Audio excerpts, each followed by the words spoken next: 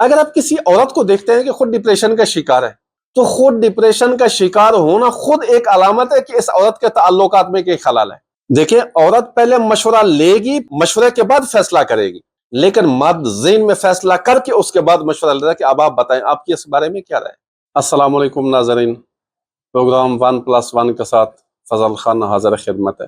ہم نے گزشتہ پروگرامز کے اندر عورت اور مرد کے درمیان پائے جانے والے نفسیاتی فرق پہ بات کی تھی، اور اس بات کو بیان کیا تھا کہ عورت کنزرویٹو مزاج کے مالک ہے اور مرد رسک ٹیکر مزاج کا مالک ہے، کہ عورت اپنا ہر قدم پھونک پھونک کے رکھتی ہے اور مرد اپنی زندگی میں رسک لیتا ہے۔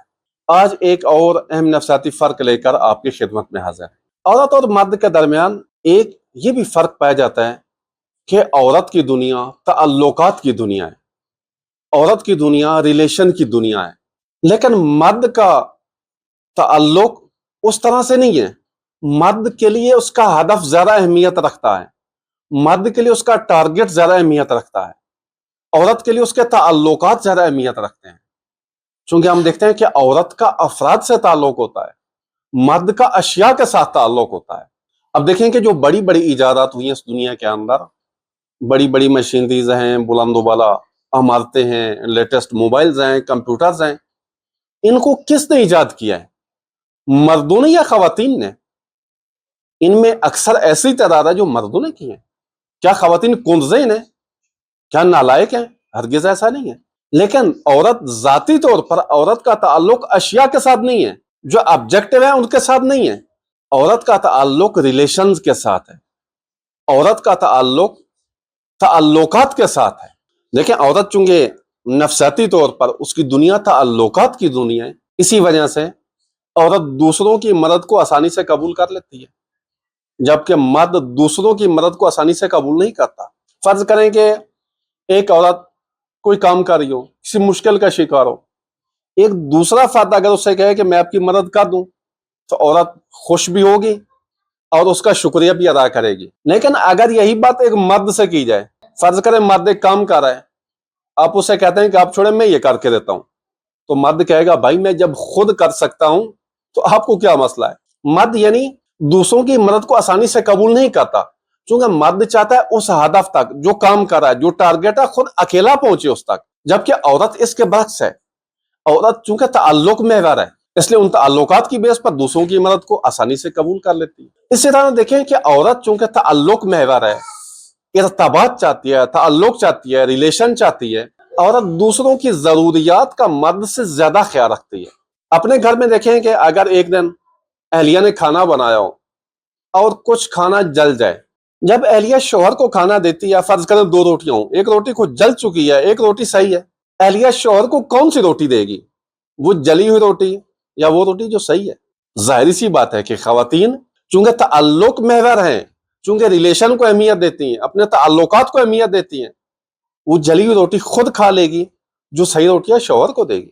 یا فرض کریں گھر میں بریانی کی 2 پلیٹیں، ایک پلیٹ میں کھانا کم ہے، ایک پلیٹ میں زیادہ ہے، اہلیہ شوہر کو کون سا کھانا دے گی؟ تابان جس کے اندر زیادہ ہے شوہر کو وہ دے گی، چونکہ عورت کے لیے تعلق اہمیت رکھتا ہے۔ اسی طرح سے جو لوگ اس دنیا سے جانے لگتے ہیں، ایکسیڈنٹ ہو جاتا ہے تو وہ اپنے جو جسم کے اعضاء ہیں ڈونیٹ کر دیتے ہیں، فرض کریں آنکھ ہے، کچھ اور اعضاء ہیں، ڈونیٹ کر دیتے ہیں۔ ڈونیٹ کرنے والے افراد کے اندر مردوں کی نسبت خواتین کی تعداد بہت زیادہ ہے، جو اپنے اعضاء دوسرے انسانوں کی خدمت کے لیے ڈونیٹ کر دیتی ہیں۔ چونکہ عورت تعلق ہے چاہتی ہے، ریلیشن چاہتی ہے، اسی ریلیشن کی بنا پر یہ کام آسانی سے انجام دے سکتی ہے۔ دینی تعلیمات کے اندر بھی یہ باتیں پائی جاتی ہیں۔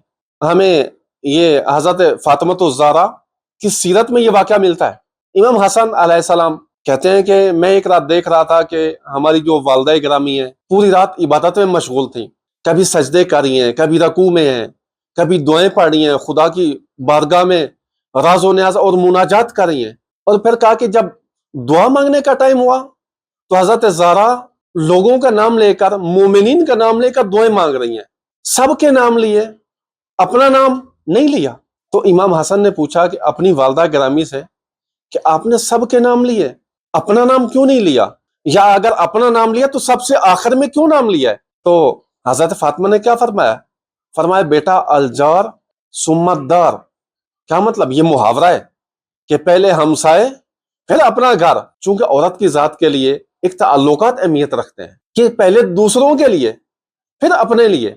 ये औरत की इर्तबात तलब होने पर, औरत के रिलेशन तलब होने पर खुद एक दलील है। इसी तरह औरत चूंकि रिलेशन की दुनिया में रहती है, ताल्लुकात की दुनिया में रहती है, औरत को देखें, औरत फैसला किस अंदाज में करती है। अगर औरत को कोई फैसला करना पड़े, फर्ज करें औरत ने कोई चीज खरीदनी है, तो औरत इस चीज का अपने जितने भी करीबी अफराद हैं सबसे मशवरा करेगी।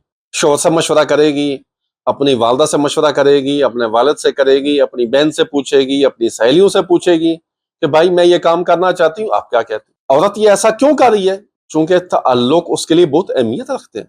जबकि मर्द कैसे फैसला करता है? मर्द अपने ज़हन के अंदर एक फैसला करेगा और फिर उस फैसले को जाके बताएगा अहलिया से और कहेगा कि इस बारे में आप अपनी मुझे राय दें। देखिए, औरत पहले मशवरा लेगी, मशवरे के बाद फैसला करेगी, लेकिन मर्द ज़हन में फैसला करके उसके बाद मशवरा लेता है कि अब आप बताएं आपकी इस बारे में क्या राय है। औरत ऐसा क्यों करती है? चूंकि औरत की दुनिया ताल्लुकात की दुनिया है। लिहाजा खवातीन को पता होना चाहिए कि मर्द जो है, चूंकि हदफ उनके लिए ज्यादा अहमियत रखता है, जो टारगेट है वो ज्यादा अहमियत रखता है। औरत ये नहीं कि शौहर खुद सर है। फर्ज करें कि अगर घर में मेहमान आने हो, किसी ने फोन किया कि हम आएंगे, या किसी को बुलाना चाह रहे हो, तो अहलिया शौहर से कहेगी कि फला आना चाहते हैं, मशवरा करते हैं हम क्या बनाएं, कैसे खिलाएं, कब उनको बुलाएं। जबकि मर्द अगर फर्ज करें किसी ने आनो, तो मर्द जाकर अहलिया को बता दे कि फलाने आना है, आप खाना बना दे। अहलिया कहती है कम से कम मुझसे मशवरा तो कर लेते, मुझसे पूछ तो लेते। लिहाजा चूंकि औरत कहती है कि जब मैं मशवरे को अहमियत दे रही हूँ, शौहर को भी देनी चाहिए, लेकिन उसे इल्म होना चाहिए कि शौहर मेरी तरह रिलेशन उसके लिए ज्यादा अहमियत नहीं रखते। उसके लिए वो काम, वो हदफ, वो टारगेट वो ज्यादा अहमियत रखता है।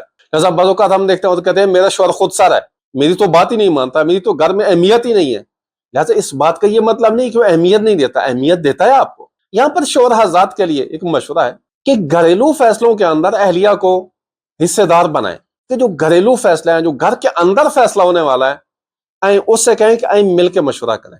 फर्ज करें बच्चों का एडमिशन करवाना है किसी स्कूल के अंदर, क्या हम इस स्कूल में करवाएं या फला स्कूल में करवाएं? अगर शौहर और बीवी आपस में मुशावरत के जरिए एक फैसले पर पहुंच जाए तो इससे कुछ नुकसान नहीं होने वाला।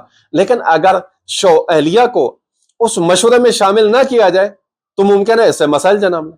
देखें कि जब भी औरत के ताल्लुकात में खलल वाक़ हो जाए, जब भी उसके ताल्लुकात में कोई मुश्किल बन जाए, तो औरत के लिए सबसे पहला नुकसान यह कि डिप्रेशन का शिकार हो जाएगी। क्योंकि जो चीज उसके लिए सबसे ज्यादा अहमियत रखती है वो उसके ताल्लुकात हैं।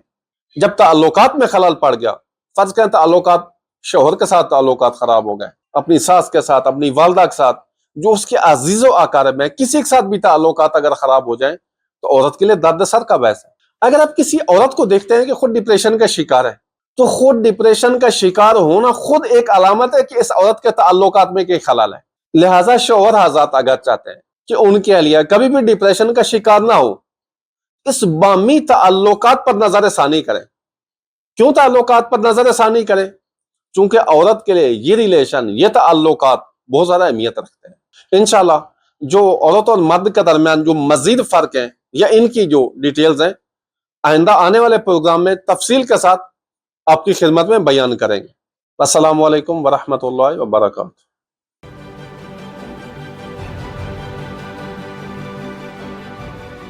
अक्स, सच्चाइयों और हकायक का अक्स।